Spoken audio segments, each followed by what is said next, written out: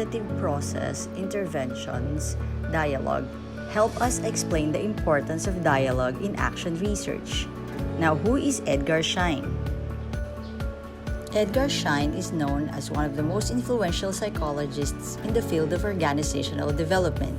He was born March 5, 1928 in Zurich, and he is an American by nationality. He finished his master's degree in psychology in Stanford University in 1949 and his PhD in social psychology in Harvard University in 1952. He is famous for his works in the field of organizational development that played an important role in the determining variables that form an important position in the study of developed organizations. His theory in the field of organizational development consisted of the studies that were conducted on group process consultation, organizational culture, and career development. Schein's model of organizational culture was presented in the 1980s, comprises 3 levels of organizational culture: artifacts and behavior, espoused values, and assumptions. He won many awards, which includes the Lifetime Achievement Award in the Workplace, Learning, and Performance of the American Society for Training and Development, Marion Gislason Award for Leadership in Executive Development, Roundtable, and Lifetime Achievement Award from the International Leadership Association. In action research, one of the greatest contributions of Schein is the clinical inquiry. Clinical inquiry is considered as a particular form of action research that aims to further organizational development. Clinical inquiry relies on several principles that have been described by Schein in numerous publications. They are: 1. It puts a greater importance on the subjective factors that shape a client or subject's action than on more objective factors. Next, the creation of scientific knowledge is ancillary to the primary goal of clinical inquiry, that is to aid clients to address their problem through change and growth. Data must be generated through an interaction process between the researcher and client. Also, the researcher must attempt to change the system. Another one is the role of the researcher is that of a process consultant rather than an expert or doctor. It also involves exploring a wide variety of factors that may be implicit or unconscious in organization, team, or an individual. Schein joined the Army to work as a social psychologist. This experience provided a capping stone to integrate all his other influences. Schein was assigned to interview brainwashed American POWs, which provided Schein with academic fame for his work on coercive persuasion, and it also strengthened his conviction that interviews and field research provide far more interesting and relevant data than the typical psychology experiment. There are 2 tools that can be used to complement clinical inquiry: video and dialogue. The video has been used in participatory video, a type of action research that promotes people-centered community development. Dialogue is recognized in social science as a tool that can facilitate change. Researchers in complexity theory have recognized the importance of structured dialogue to bring about profound organizational change. Video and dialogue are useful to process consultants to investigate issues at the intra-individual level of analysis. What is dialogue and its relation to action research? Human relationships evolve with some form of conversation. There are different forms of conversation, one of which is dialogue. Dialogue is a managed form of conversation.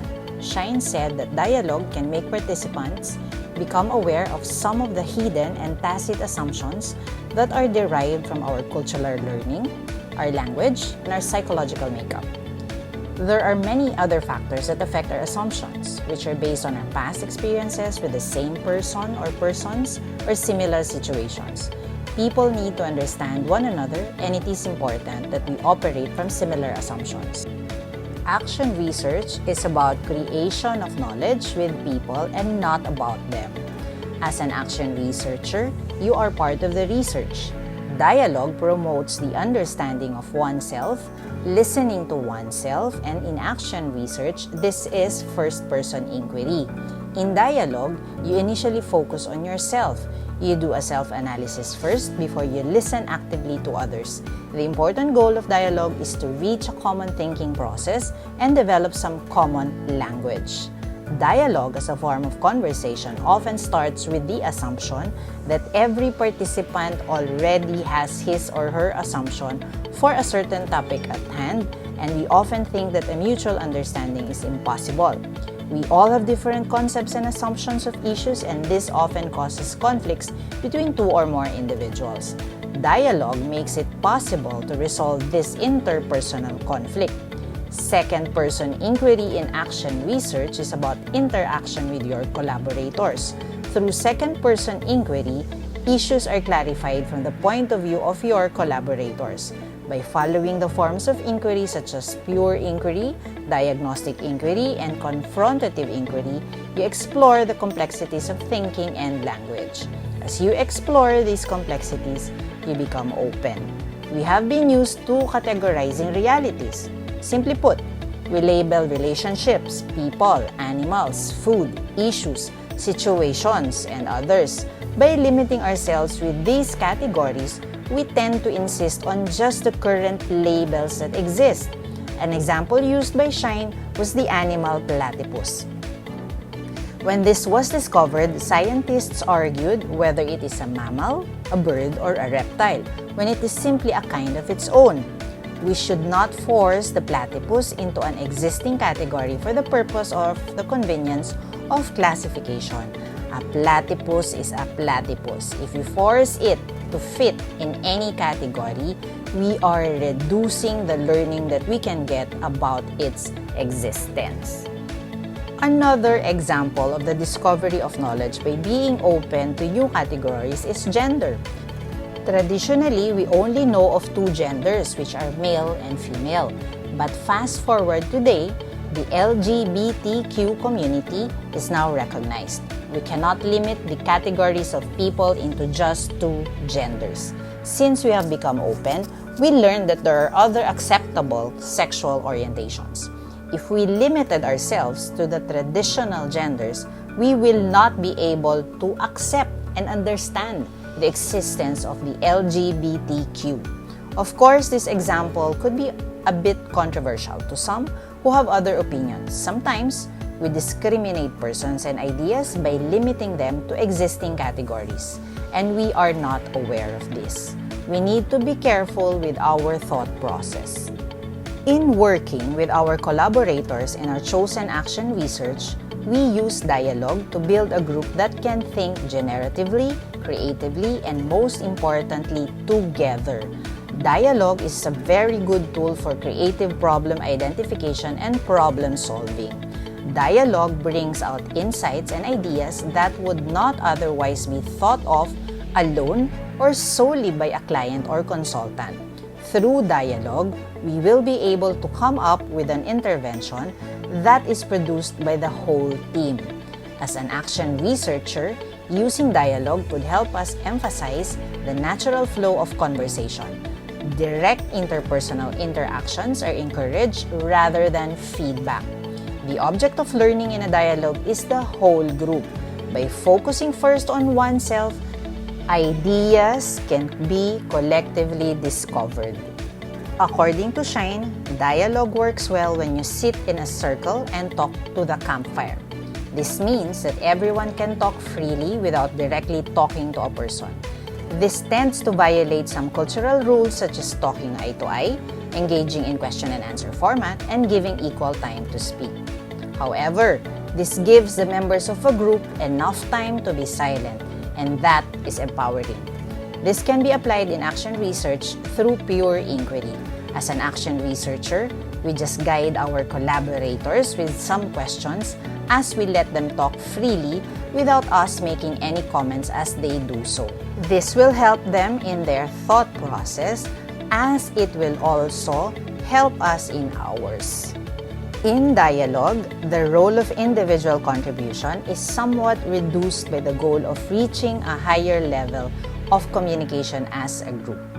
As we do action research and work with our collaborators, it is very important that there is no emphasis given on what each individual has contributed in the intervention.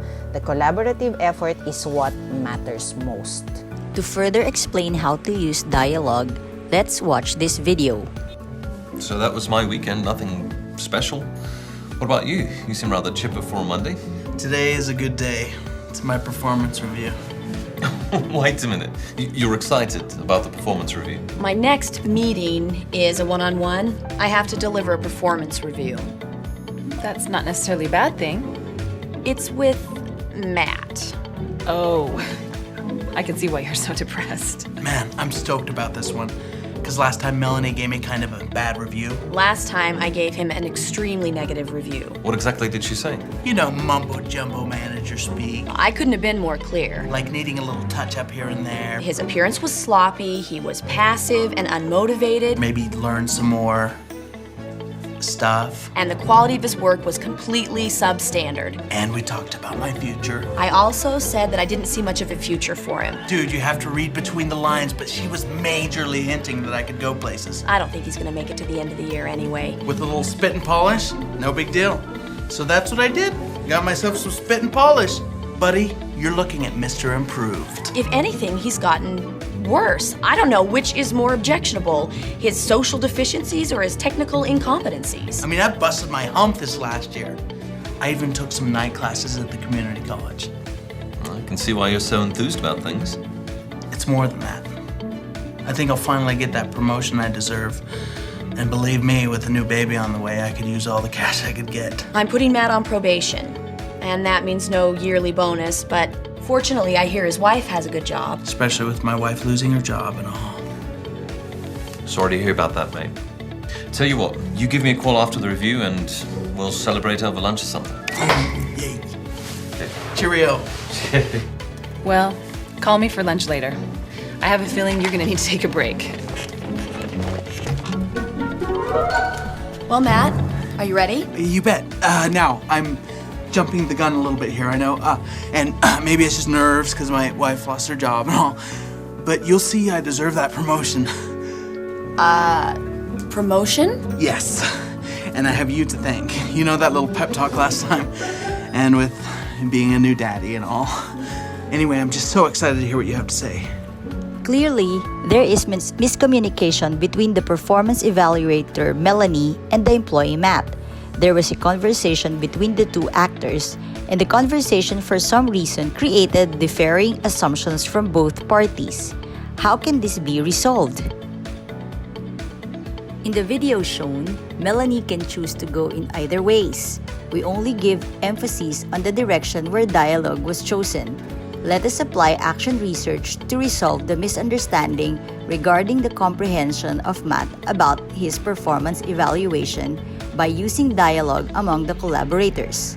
We now would want to ensure that performance evaluation is accurately comprehended by employees, and we will start with Matt. Let us now assume that the action researchers are Cel and V, and their collaborators are Melanie, Matt, Danny, the friend of Matt, and Michelle, the friend of Melanie. Dialogue is a fundamental process for building common understanding. It allows a person to see the hidden meaning of words in our communication. Suspension. As the conversation progressed between Melanie and Matt, it was evident that there was some form of disconfirmation.